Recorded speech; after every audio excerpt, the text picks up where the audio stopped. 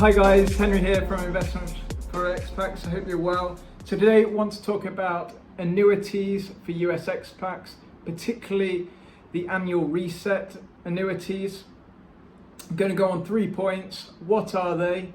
Number 1, 2, the positives and negatives and why they should be or potentially looked at in the current economic climate, and 3, where you can get them from.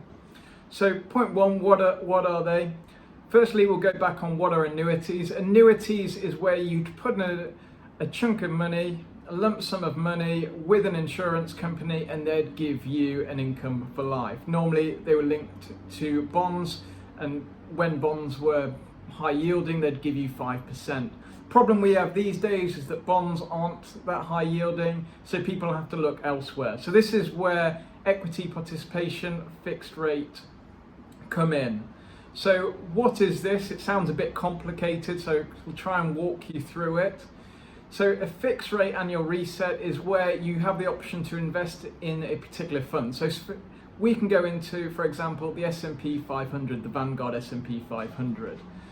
What it would do is we'd go in year 1, it would have a fixed rate of 2%. So if the fund went down in year 1, you would still get your 2%. So if it went down 5%, you would still get a fixed rate of 2%. Where it comes in to the bit of a negative is that you don't get the full participation of the growth. So they normally have, it does vary on providers, but they normally have participation rates in them. So for example, the common one is 80% of the participation, and they normally have a cap at 10%. So for example, another example is if the S&P, your Vanguard S&P fund, went in year 1 12%, it would be capped at 10% a year. So I'll give you a few scenarios of how it might work. For example, in year 1, you go into a Vanguard S&P annual reset annuity, it goes down 6%, you get your 2%, it then locks it in, and then we go on to year 2 from fresh again. In year 2, it goes up 15%. Again, you've got that cap there at 10%.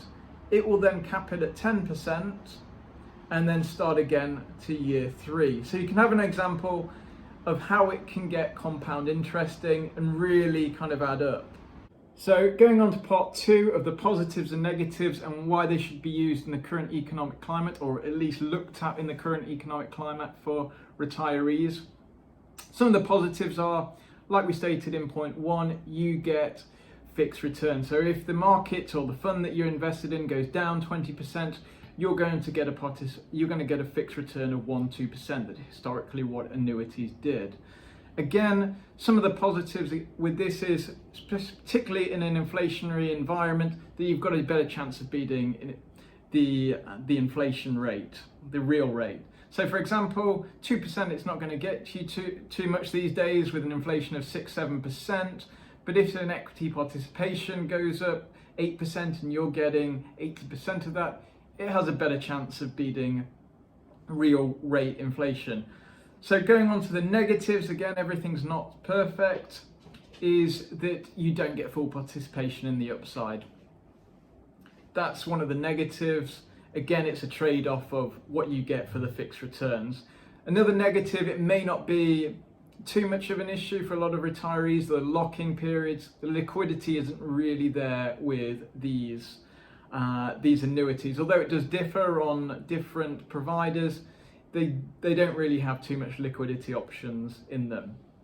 So just bear that in mind if you are looking at some of these annuities. So why should you look at them, or in this current macroeconomic environment, is that what you've got is equities that are quite volatile, so something that protects you against the downswing of equities is quite advantageous. Bonds aren't yielding what they used to. Historically, you could just go into annuity, it could give you 6-7% in the 90s, 80s.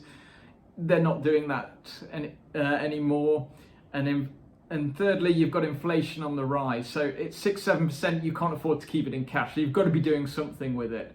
So this, for me personally, it's just my view, is that it gives you the option to beat inflation and mitigate the downside. So this is why for a lot of retirees, it should be looked at in the current environment. So where to get them from? Most major US insurance companies will offer them. They are fixed interest, so it is an insurance. Some of the main providers or more popular ones and cost efficient ones that people are using are the Vanguard. Like with everything, Vanguard's pretty competitive in terms of pricing. Alliance, another major insurance provider, and Fidelity.